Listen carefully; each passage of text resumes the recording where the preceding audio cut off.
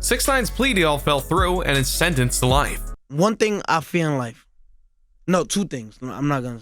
I fear God and I fear the FBI. Do you want to win any of these items on your screen? If so, be sure to watch the whole video, leave a like, and comment the hidden message. And with that being said, let's get right into the video. If you've been paying attention to the rap world recently, you'll know that one of the biggest cases going on right now is that of 6ix9ine and the case against him from the FBI. There have been many twists and turns along the way of this case, so don't miss a thing. Be sure to like the video and subscribe to King Trending. Number 5. The arrest. NYPD and Homeland Security. The rapper born Daniel Hernandez has a long history with law enforcement. To say that 6ix9ine has been in trouble with the law before is a bit of an understatement. For now though, let's focus on what happened on November 18th, 2018. 6ix9ine got arrested by the FBI and was brought up on charges of racketeering, conspiracy, intent to sell illegal substances, and much more. According to reports, 6ix9ine along with former crew members Kafano Shady Jordan, Jamal Melmurda Jones, Jensolish Butler, Hugan Fubanga Lovic, and Fahim Crimpy Walters, and more were all part of a group that was running numerous operations in many of the boroughs of New York. Been through that, man. I had the heat on me.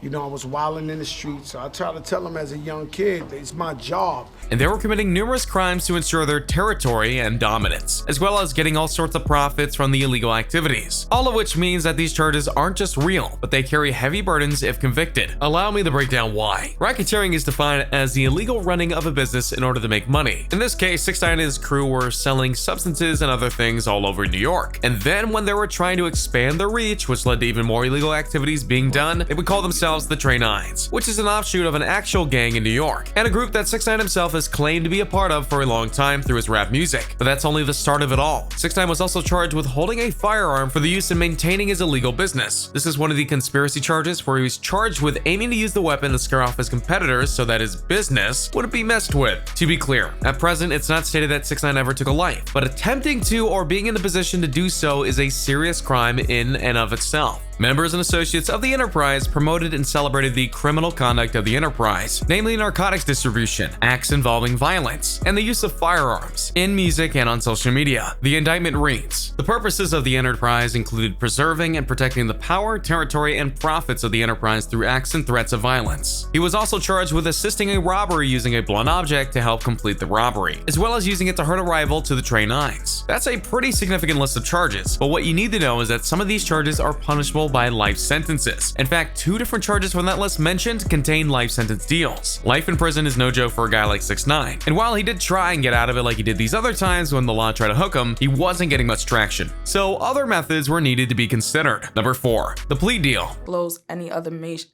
information as far as what happened and who was there and how it happened. To a person like you or me, getting a plea deal for any kind of charge would be a godsend. Most times it's for getting reduced time or something off the record, etc. But for 6ix9ine, his plea deal situation was a bit more complicated, mainly because not only was he a rapper, and rappers aren't supposed to rat out each other in their own crews, or even members of their own former crew, he was also a Trey Nine blood. And if you don't know history, groups like that don't take things like this kindly, to spilling the beans of what members do within their organization, and who's part of it and so on. But in February 2019, it was revealed that 6ix9ine was indeed taking a plea deal, and a pretty powerful one when you consider his position and how many charges were put up against him. Without the deal, he could have served a minimum of 47 years behind bars, or max of 2 life sentences depending on how the judge and jury found him. With this plea deal though, he has a chance to get out a large chunk of that sentence or possibly get out of it entirely. I'll explain more on that later, but no doubt you're asking, what did he have to give in return for this deal? Well, quite simply, he had to give up everything of importance. Mainly he had to give up information on his fellow crew members, former crew members more accurately, that were in jail with him so that they could close their cases with guilty verdicts quicker. And then he had to give up as much information as he could on the Trey Nines. For the record, that's a lot, but if you consider what he's getting in return, that's quite actually a fair deal. In order for him to get a bulk of his sentence gone, he had to give a ton of information to give back in return. That's called tit for tat. And lo and behold, 6ix9ine did indeed have a ton of information. In fact, it was through his confessions that not only key information was given, but it was also actually confirmed just how much 6ix9ine was involved with these groups. There have been rumors that 6ix9ine was only flexing his association with the Trey Nines, and he wasn't actually a member. Well, that really wasn't the case, because it was revealed that he was ordered to do some pretty dark stuff for the group, and he was happy to give information on it to take down the other members. It's been a little over 2 months since his plea deal started, and many members of 6ix9ine's former crew have started to cave in.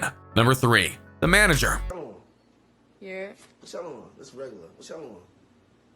He def getting clout off your page. Gufano Shady Jordan was 6ix9ine's manager for quite a significant amount of time, and yet a mere week before the massive arrest of all of them, he fired him. According to 6ix9ine, he got rid of the manager because he was the one booking the concerts and events that 6ix9ine was to sing at. He would take the money for himself, instead of giving it to 6ix9ine like he was owed. And to be clear, this wasn't the money that went into things like expenses, security, and other typical deals. This was embezzling money, pure and simple. And once 6ix9ine found out, well, he was gone. But as 6ix9ine would eventually find out through the trial and FBI, Jordan's crimes against the rapper were more significant than he thought, including the fact that Jordan was working up with the Trey 9s to apparently try and take out 6ix9ine. They even had audio recordings to help prove this, which no doubt helped 6ix9ine agree to the plea deal, to get some revenge against the ones who wanted to harm him. Though to be clear, Jordan has done other crimes as well, which were brought to light. So he was really one of the people who had the most to lose during the events of the trial. And the pressure eventually got to him, because he pleaded guilty to certain charges. Today, Gufano Jordan admitted in open court to committing multiple acts of violence in furtherance of the Trey 9 enterprise. Manhattan U.S. Attorney Jeffrey S. Berman said in a statement via Vulture, "This conduct is simply intolerable." Another person in the courtroom during the proceedings gave their very insightful take on things. Shady pleaded guilty of 2 charges. They're big charges. He's basically pleading guilty to playing a role in a couple incidents. So you know, orchestrating those incidents are a serious federal charge. What does this mean? It means the 2 top dogs have taken pleas, and everyone else is facing all those federal charges. We're going to see what happens in this case and see if it goes to trial or if everyone starts taking pleas. It's not looking good. So what did this particular plea mean in the long run? Well, the big dogs, Jordan and 6ix9ine, have now pleaded out. Their cases are now officially over for the most part, bearing sentences later this year. And if you were to make a totem pole of the crew, these 2 would be at the bottom in regards to being the foundation for the crew. So with the foundation gone, a lot of the other members of the crew are likely to plead out themselves. Speaking of which, number 2, the cohorts. Since the guilty plea of the manager, a couple more of 6ix9ine's gang pleaded guilty to their own charges, slowly whittling down who are left to carry the load, as it were. One that happened more recently was Jamal Jones, who pleaded guilty to racketeering and narcotic charges, which was some of the bigger charges lobbied against the crew when the FBI took them down. U.S. Attorney Jeffrey S. Berman said Jamal Jones admitted in open court to his involvement in the Trey 9s in distributing drugs for the gang, adding, "We will continue to work with our law enforcement partners to keep our communities safe and vigorously investigate and prosecute those who bring violence and drugs into our communities." He was also one of the members of 6ix9ine's crew that were plotting to take out the rapper, which makes the impact of these guilty charges even more severe in their own right. And because he pleaded guilty to these particular charges, he could be facing up to 65 years in jail, which at this point in his life is basically a life sentence. He'll be sentenced in July. But he wasn't the only cohort to plead guilty. For not one day before then, Jensen Butler also pleaded guilty to certain charges. In this case, he pleaded guilty to a racketeering charge and pleaded guilty to holding a firearm in a robbery that took place in 2018, a crime of which both 6ix9ine and the manager already pleaded guilty to as part of their deals, so another one has joined them. In regards to specifics, here's what he pleaded to: that he knowingly did use and carry firearms, and in furtherance of such crimes did possess firearms, and did aid and abet the use, carrying, and possession of firearms, of some which were brandish. He too will be sentenced in July along with his fellow gang member. Some other members of the crew also confessed and pleaded guilty in their own times. The 6 of these pleas came from Aaron Bad Young, another member of 6ix9ine's crew. He pleaded guilty to the racketeering conspiracy charge, and that accelerated his sentencing up to July of this year. While this may sound pretty bad for him, this is a serious charge to plead guilty to. He was actually charged with 2 other equally serious charges, and since he pleaded guilty like this, it no doubt means that a deal was done behind the scenes, which is becoming a very familiar tune for this case. So at present, of the crew that was arrested, including 6ix9ine, 6 overall have pleaded guilty to various charges or have taken deals, which means that for a true clean sweep, only 5 more guilty pleas are needed. And if the first 5, not counting 6ix9ine, came in the last 2 months, it's very likely the rest could follow before the set trial date in September at some time. Granted, some of them might stick to their ways and not take plea deals or refuse to plead guilty without a trial, but the more that fall to the deals or pleas, eventually more pressure will be put onto whoever's left, and that can weigh heavily on someone. Of course, the only one who is truly benefiting from this outside of the courts and the FBI is 6ix9ine.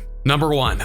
Wake me up when September ends. If you think about this from the sense of reward, 6ix9ine is coming up trumps right now. His plea deal, which to remind you was the first one given out, allowed him to not only get a lesser sentence, but get a bit of revenge on the people who have wronged him in the past in regards to his crew. To that end, he's already halfway there, and half the crew is going to jail and the others are likely to follow, which means that he's getting closer and closer to getting released from jail. Now, the only question is, when will that be? That's a bit hard of a question to ask, honestly, but for the lawyers, they have an end game in mind. That would be September. They truly think they can work it out with the judges and the prosecutors appears, due to the information that 6ix9ine has provided and all the convictions and the arrests that have come because of this information to the FBI, that he should possibly and he should be granted an early release in the line of time served and fulfilling the agreement of his plea deal. Given all that has happened, it's very possible that this could work, especially since it'll take a few months just to get this rolling and present it to a judge. By that time, the rest of the crew could plead guilty, making 6ix9ine look even better in the eyes of the court. Of course, the opposite could also happen. The rest of the crew could plead guilty, and the judge will give him a lesser sentence, but not revoke it. The reason behind this is that while he did help the FBI, he also helped himself, which makes what he did rather selfish, which ties into not only his past crime life, but also the fact that he was arrested on federal charges. He's still guilty on 9 different crimes, of which he had to plead guilty to as part of his deal. So the judge could say that though he did his part, he still needs to pay the price for his crimes. It may only be a year or two, but still, that's time behind bars. So only time will tell if this ever happens. And so that's the whole scope of the 6ix9ine case as it stands right now. So do you think that the lawyer team will be able to get him off for all his help that he's putting in to put the others away, or do you think that the judge will render him that he needs to spend more time in jail for his crimes? What do you think will happen before then? Let me know in the comments down below. Be sure to subscribe, and I'll see you next time on King Trending. A simple reminder on how to enter our brand new giveaway. We will be giving away either an iPhone X Max, the new iPad mini, or a MacBook Pro. It's really your choice. So be sure to leave a like, comment the keyword, subscribe, and turn on notifications to enter the giveaway. It's really that simple. Go for it.